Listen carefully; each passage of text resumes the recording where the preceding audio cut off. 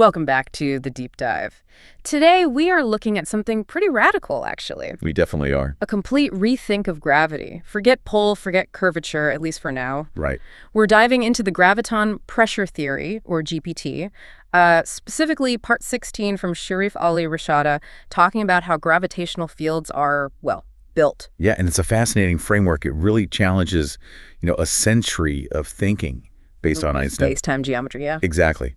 GPT says gravity isn't a force. Not really. It's not a static curve in space either. It's the source calls it the structured behavior of coherence under pressure. Okay, wow. Structured behavior of coherence. That sounds very different. Beef less smooth sheet, more like an intricate fabric. Yeah. Constantly being woven, maybe reinforced. So gravity is active, dynamic. Maybe It's on simple. rhythm, timing, not just mass sitting there. That's the core idea. And our mission today really is to explore how this pressure idea builds up the structure. Why things fall, why Saturn's rings have those gaps, the real architecture. Looking at how the universe holds together through rhythm. Exactly. Resonance and rhythm. So let's get into the fundamentals. If gravity isn't a pull, like we usually think, what is GPT saying drives it? What's the engine? It's inflow. It all comes down to inflow. Inflow of what? Gravitons. But probably not how you're picturing them. These aren't your standard force carriers bouncing between things. Okay. GPT defines them as, directional oscillatory.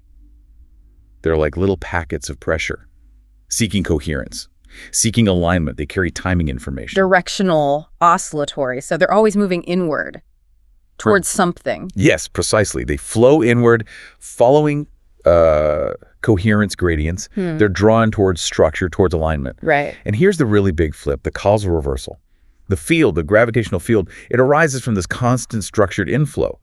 It's not the mass causing the field in the traditional sense. Wait, hang on. You're saying the inflow comes first. In a way, yes. The accumulation of this structured inflow, this pressure, that's what defines the mass. The field shapes the mass, not the other way around. Okay, that's huge. So normally we say mass tells space-time how to curve and curvature tells mass how to move. Right. But here, the flow defines the mass. The pressure builds the center. That's the core insight, yeah. Gravity starts with pressure, inward pressure, not an outward pull. So if I'm floating in space near Earth, the gravitons aren't reaching out from Earth to grab me. No, Yeah. not at all. They're flowing past you into the earth, like a river. And when my coffee cup falls. It's not being pulled. It's entering alignment with that massive, structured inward flow. It gets carried along, the path of least resistance. Like a leaf in that river. Exactly. You're just following the current. And crucially, that inflow, that current, it isn't just random. It's structured. It has direction. It has a rhythm and oscillation. It's sculpting the field as it goes in. Okay, so this constant inward flow, this structured current, it eventually hits the central object, right? The mass, the planet, whatever it is. Right. What happens there at the center? This is where it gets really interesting. The center isn't just like a lump of stuff. GPT calls it a resonance node. A resonance node. Yeah. It's where that continuous inflow reaches saturation, where the coherence, the structure, becomes self-sustaining. Think of it less like a point, singularity, and more like a point of structural memory. It holds the pattern. And that pattern is formed by, you mentioned phase locking. What does that mean, practically? Phase locking. Ah, Okay, think of maybe tuning forks or soldiers marching in step. okay. If the incoming graviton's oscillation, its rhythm, matches the core's rhythm perfectly. They're in phase. They lock together. That strengthens the core. Exactly. It integrates, it reinforces the core's coherence density. That's its gravitational identity, its signature rhythm. Right. Integration happens if the timing is perfect. But what about the gravitons that are slightly off? The ones whose rhythm doesn't quite match? The out-of-step soldier. You just get rejected. Rejected how? Bounce back? No, that's the key thing. It's not a bounce. They undergo a lateral transformation. They get shed sideways, pushed off to the side. Sideways. And that sideways shedding, that redirection of the out-of-phase gravitons, that's what forms the layers, the shells, the structure of the field itself. Whoa. Okay, so the field, the structure around the mass is actually built from the leftovers, the rejected bits. Essentially, yes. These shells are layers of redirected pressure. They're coherent structures formed from that decohered, that out-of-phase inflow. So they're not just empty space. Definitely not. They're like memory structures. Ah. They stabilize the whole system. And importantly, They create these stratified resonance corridors, paths for things to move along tangentially. Which we see as orbits. Precisely. Orbits happen within these stable corridors. So you have these shells, these layers of specific rhythm. What happens between them where the patterns don't match up? Ah, yes. Those are the impedance boundaries. Zones where the phase patterns just don't mesh. Resonance fails there. Impedance, like resistance. Exactly. The source says these zones, they kind of violently reject motion that doesn't fit. If something drifts into an impedance boundary, it gets pushed back or its motion gets disrupted, a snapback or drift, the local pattern just can't support it. Okay, so gravity is like a bouncer, very selective about who gets in and where they can go. Yeah, you can think of it that way. It's selective based on timing, on resonance. Which brings us to how these shells actually work. Dynamically. You said they're like temporal gates. Absolutely. Temporal gates, resonance gates, they aren't just circles drawn at a certain distance. Right. Their position is defined by that sustained phase relationship, that stable rhythm. So a graviton comes along. It's a fate. Whether it gets absorbed by the core or passed through to the next shell or gets shed sideways into a shell. Depends entirely on its timing. Entirely. Does its frequency, its phase, match the shell's standing wave pattern? It's graviton sorting, not blocking. Like a filter based on rhythm. A very finely tuned filter. Match the rhythm, you integrate or pass. Don't match, you get diverted sideways. You become part of the shell structure itself. And because the shells are defined by timing, not just space, they can change. Exactly. They're dynamic. They can expand, contract. Yeah. If the core's resonance changes or the inflow characteristics shift, the shells adjust. The whole structure is alive. It's constantly adjusting. All right. If the field is that specific, filtering things by rhythm, then moving through that field must also depend on rhythm. It absolutely does. Yeah. Motion requires, let's call it, resonance negotiation. Negotiation. Yeah. An object, which is also a coherent structure itself, right? Right. It can only maintain a stable path in those specific regions, those tangential corridors, where its own internal coherence aligns perfectly with the local field's phase. If you're out of sync. The field actively resists you. The pressure patterns work against that motion. This completely changes how we think about inertia then. Inertia is just stuff keeps going, right? Conserves momentum. Well, not quite in GPT. Inertia gets redefined. It's not some universal inherent property. It's resonance retention. Resonance retention. An object stays in motion because it's being actively held in phase, supported by the resonance corridor, the shell. It's in. So it's not just coasting, it's being continuously permitted to move. Yes.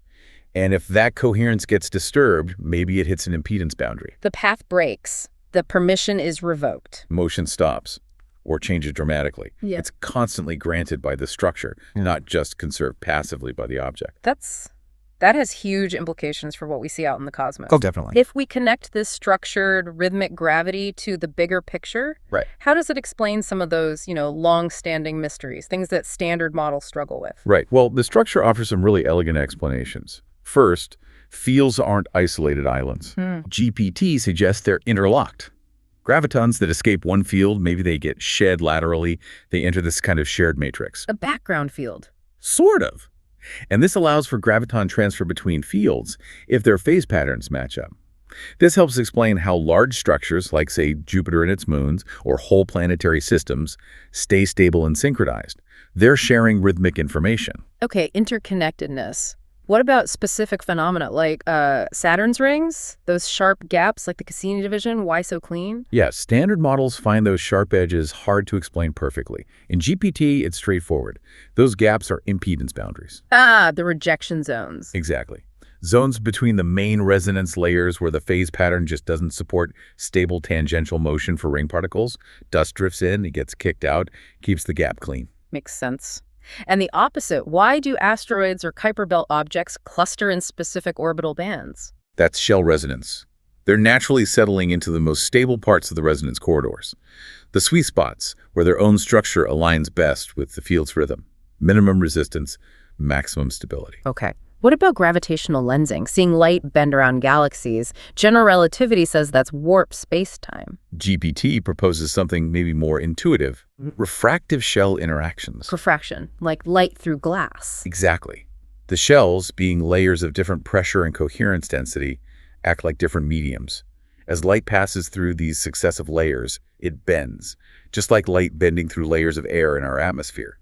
Each shell refracts it slightly.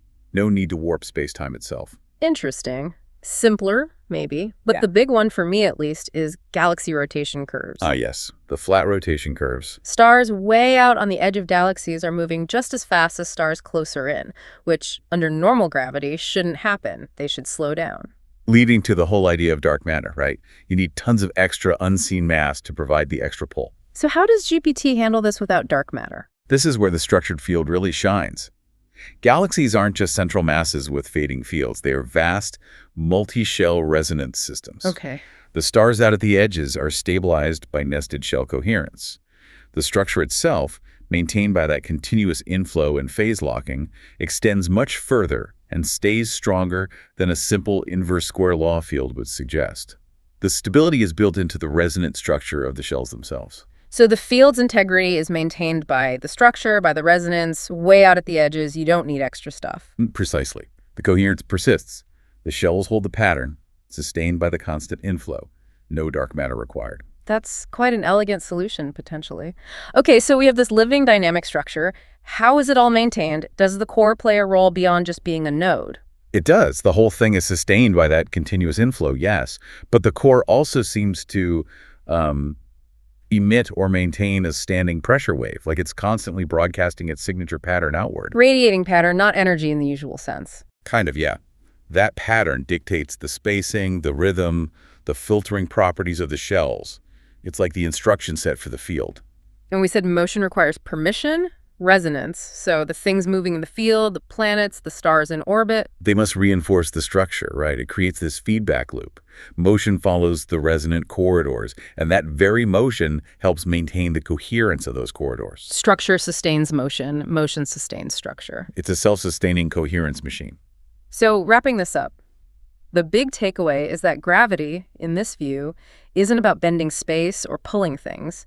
It's about the behavior of structured coherence under pressure. Exactly. And fields are fundamentally filtering systems, not emitting systems in the traditional sense. They form from what gets rejected, redirected, the out-of-phase stuff.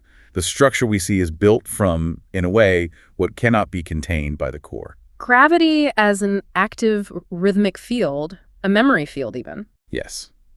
And that leads us to a final thought, something to chew on maybe.